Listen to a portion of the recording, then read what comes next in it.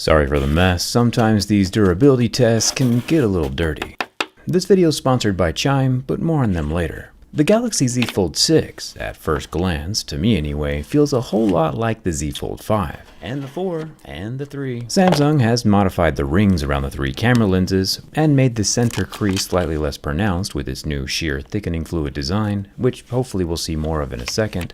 But it still has the same laundry list of warnings that we saw all the way back with the original Fold 1. Like don't press too hard, keep away from dust, and don't take off the screen protector. Which is fine, this is arguably the most technologically advanced smartphone on the planet, even after it not having changed much in the last 3 years. The inner flexible display has an underscreen selfie camera, which is kinda cool. The exterior display is almost the same size as a regular smartphone, with full functionality, which makes me wonder if I would have enjoyed switching to the Fold more than the Flip.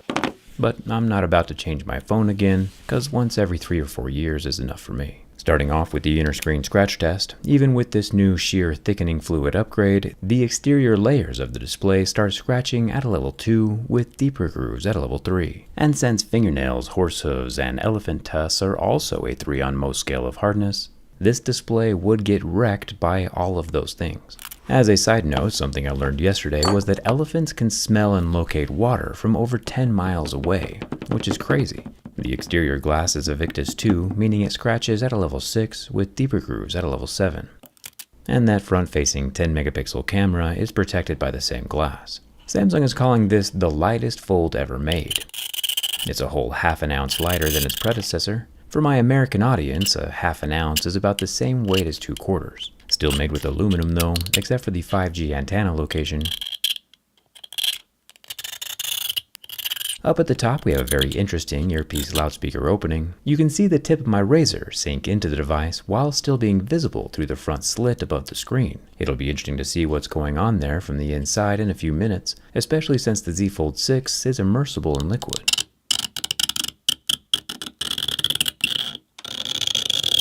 The same thing happens when we reach the bottom near the 25-watt USB-C port. The main upgrade of the Fold 6 though, besides it being half an ounce lighter, is that now the 3 rear camera lenses have textured camera rings. The top wide-angle 12-megapixel camera, and the middle 50-megapixel main camera, and the lower 10-megapixel 3x telephoto camera all have that record scratch sound effect ability, which is worth $1,900 all by itself right there. JerryRig knife not included obviously, you gotta buy that separately.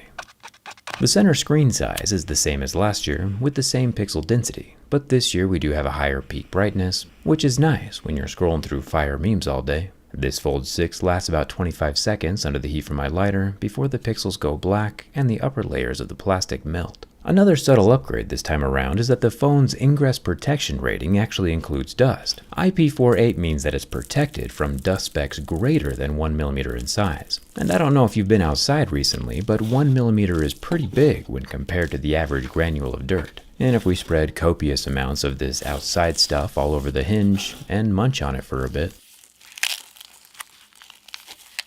there is quite a bit more grinding hinge noises than there were before, which is concerning. Samsung says that this hinge is rated for 200,000 folds, or about 10 years worth of use, but that's obviously in a pristine dirt-free environment. I'm a little queasy knowing that my almost $2,000 smartphone has ingested a harmful substance.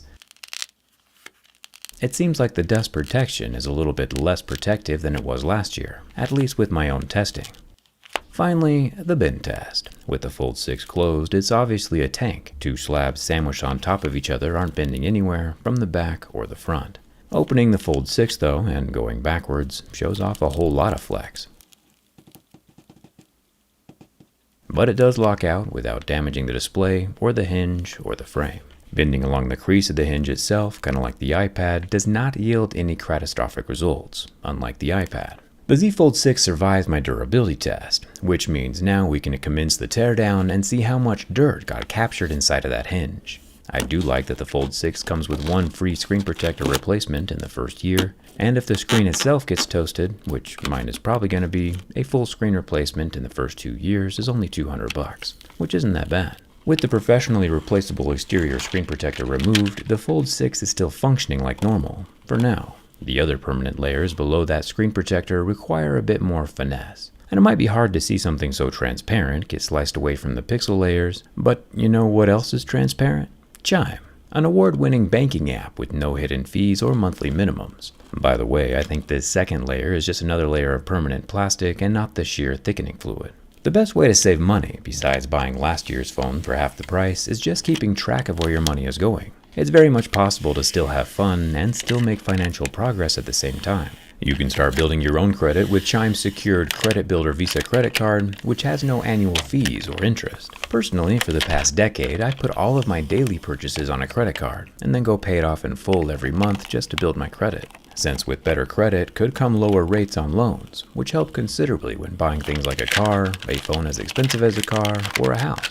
Trying to separate the third layer of glass gets a bit more dicey, just like trying to navigate today's world without credit is dicey. If you're out there buying things anyway, you might as well multitask and build your credit while you're at it. You can get started right after this video at chime.com/jerryrig. No hidden fees or monthly minimums. The banking of the future is 100% mobile and online. Chime.com/jerryrig. It feels like progress. It was about here where I noticed the smoke and a bit of flame coming from the display. Definitely something new. Normally smartphones don't start on fire during this disassembly process. Don't worry Samsung, we're nowhere near the battery. It seems to be that the screen ribbon for the flexible AMOLED that's smoldering. The layer we're removing now is behaving differently than what we saw in the Flip 6. This Fold 6 has the glass and what I assume is the sheer thickening fluid combined together.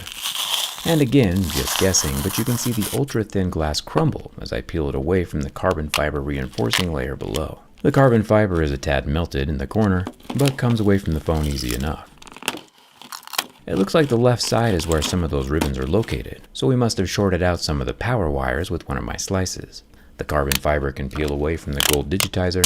This gold layer is what allows the S Pen to work on the Fold 6. It seems kind of weird that Samsung would go to all the effort of making the S Pen compatible while not including the S Pen inside of the phone itself. You might be thinking that after all this damage and fire and poking and prodding that the Fold 6 would be dead, but Samsung didn't raise a quitter. It's very much alive and fully functional even with its middle display completely removed. My mom didn't raise a quitter either though, and we'll keep going until there's nothing left to go through.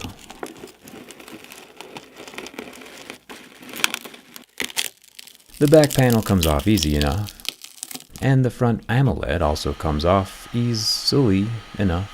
This obviously isn't a tutorial for how to do things correctly. The more sophisticated these phones become, the more sophisticated the tools are to repair them. And today, sophistication sounds exhausting, so we're taking a shortcut. The left side of the phone has 13 Phillips head screws, and when those are gone, the NFC and 15-watt wireless charging pad can get released. The right side of the phone has 10 screws holding down its components, and as a reminder, if you ever want to gaze on the internals of your own smartphone externally, you can always snag one of my X-ray or teardown skins from D-Brand. We've covered pretty much every smartphone and tablet. Thankfully, Samsung has again graced us with battery pull tabs. The phone itself might not survive a teardown, but at least we can get the battery out easily. I'll pull off the extension ribbons, just like little Legos, and remove 2 more screws, one on each corner of the motherboard, and the brains of the Fold 6 can come away from the phone. The 12-megapixel ultra-wide camera does not have OIS. The main 50-megapixel camera does have OIS, and the 10-megapixel telephoto camera also has optical image stabilization. The front 10-megapixel selfie camera does not. The vapor chamber inside of the Fold 6 is 60% larger than on the Fold 5, which is nice. It probably helps out with all the AI and ray tracing improvements. The upper loudspeaker and earpiece comes out at this point, with a blue translucent window so that we can see the balls inside of the speaker. The same thing goes for the lower loudspeaker, which for $1,900 it should very much arrive with all the toppings. The newly designed loudspeaker slot at the top of the phone uses the same cavity as the earpiece on the front of the phone. The cavern combines into one rubberized screen mesh that's designed to keep water out. The holes on this mesh are so microscopically tiny that water, being all cohesive and stuff, would rather cling to other droplets than cheese grate itself into the internals of your phone. However, the deeper the phone gets submerged, the more likely that water pressure will overcome the tininess of the holes and allow ingress into your phone, which is why it's only rated IP48 to a depth of 1.5 meters for 30 minutes. Now, apparently when going to remove the larger battery, the battery ribbon is underneath the upper circuit board, which needs to come out after the dual SIM card tray gets removed. It's still extremely annoying to me that instead of being able to pay $100 for an easily swappable 1TB micro SD card, I have to pay $100 for a minuscule, non-removable increase of just 250 gigs. Highway robbery. I'm still very much annoyed with the industry-wide SD card slot removal. The larger of the two batteries can be pulled out with its plastic tabs again. And thank you Samsung for this. Thumbs up all day long for removable batteries. These guys combined are 4,400 milliamp hours, which makes me very happy. For the final reveal, we'll see how much dirt got into this hinge. Remember, while the table is currently dirty, the hinge itself has been relatively sealed the whole time, ever since it was unboxed a few minutes ago. With the 6 screws that were holding on the interior shielding removed, we can see that the hinge is dirtier than a kitty's litter box. I feel like the previous 5 generations of Z Folds were all better at keeping out dirt. But what do you think? Let me know down in the comments. And thanks a ton for watching. I'll see you around.